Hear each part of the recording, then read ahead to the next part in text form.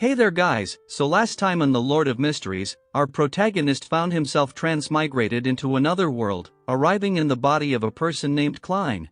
The original owner had actually committed suicide, leaving the whole situation shrouded in mystery, especially since two people, Welch and Nara, had died and Klein was somehow connected to it.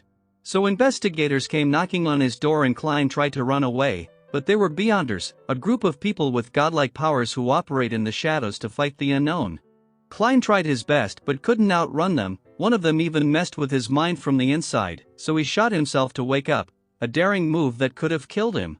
But Klein didn't die, which showed he was special, so Dunsmith invited Klein to become a Beyonder too, and now, as the story continues, Klein gave it a lot of thought before making any decision. And once he did, he was on his way to meet Dunsmith. Klein knew his secret, that he was from another world might get exposed, but it was a risk he had to take to find a way back home. He arrived in a local gambling area and as you can see, it was a typical messy place. Klein then asked the bartender he wanted to hire mercenaries, which puts the bartender on edge. But after hearing it was Dunsmith who told the kid, he gave him the way to get into their secret hideout. The place was super tidy compared to the outside.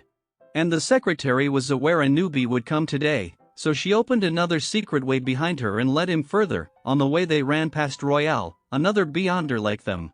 Then he saw Syra, good but tough-looking guy, and Kenny, who was super shy. Then she gave directions to Smith's office from there, so dude went in on his own and arrived at such massive doors.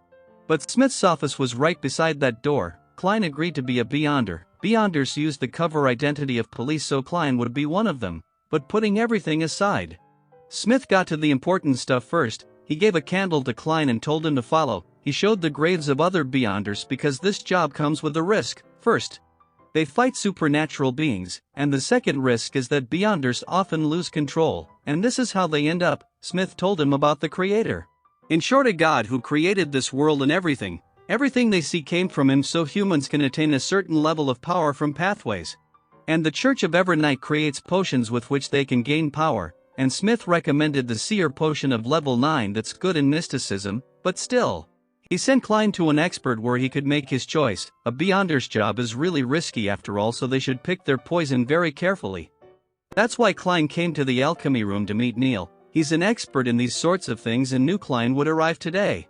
But before making the potion he asked Klein to help him out a little. Smith had told him that Klein is a history graduate and knows ancient languages. So he gave him a few words from the book of Emperor Gustav. The symbol, or maybe language he wrote his notes in, was so mysterious that none were able to solve it for 150 years. So they could only guess the notes contained something powerful, and Klein got a surprise seeing those notes were in Chinese. It was written that Gustav had arrived in this world, fell in love with a lady, and also the formula to make potions that have immense power than regular ones. But Gustav felt guilty he didn't choose a student to pass his knowledge, and only seers are the best choice for knowledge.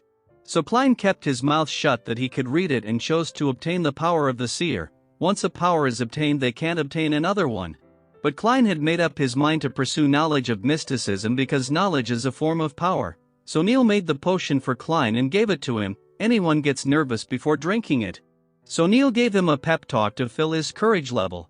Then finally Klein saw the wonders of this power that changed him from the inside. Neil told him to focus, and once that's done, then adjust the imagination to keep the power under control. But Klein did the opposite, which got Neil worried. The weather started to change as Klein's new powers were running rampant. His imagination was running wild, and after a while, he was stabilized. But his pupils changed and he gained spirit vision. But something was right above the old man and he said it's just a representation of a ritual. But overuse of spirit power exhausts them, and it's especially hard for the first time. So he told Klein to tap between his eyebrows to turn off spirit vision. After that, the old man suggested a few things he should buy from the market because he had only guns and checks. Gustav even made a banking system for Beyonders. So after everything, Klein went to Smith to ask about those eyes, but he warned Klein not to dig into something that's better left unknown. Then, Klein's salary would be £12 a month, meaning £3 a week. He even got an advance payment upon joining, so Klein bought a staff first as it's required for a seer. Then Leo found him on the way as they got a new job request. It's about finding a kid of a tobacco merchant, and seers are best at locating people. So Klein got ready with the dowsing rod and used his seer powers to find Elliot. That kid was stranded and ran throughout the alleys to save his life. and now Klein was getting his location and led Leo the way. They arrived the building where the kid is kept. And I must say the graphic design is jaw-dropping. No wonder people are saying it could rival even solo leveling. Well, anyways, the kid was alive, so Leo took charge from here on out.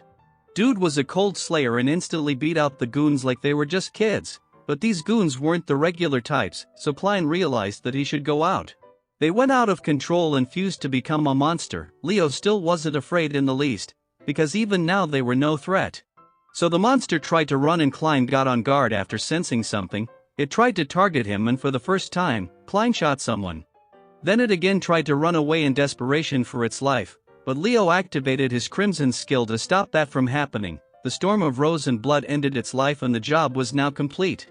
But suddenly Klein started seeing something, but he kept it a secret from Leo. While after the kid was gone, Leo told him that this is the fate for those beyonders who loses control. And Klein was lucky to meet one on day one of his work. Anyways, Klein returned to his apartment happily as he got a proper job now, but his home changed.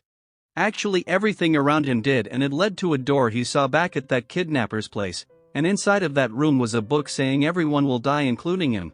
And then again he woke up from the dreams, such strange sights, but after that, a man came finding a new place Klein had bought. He was Benson, Klein's older brother.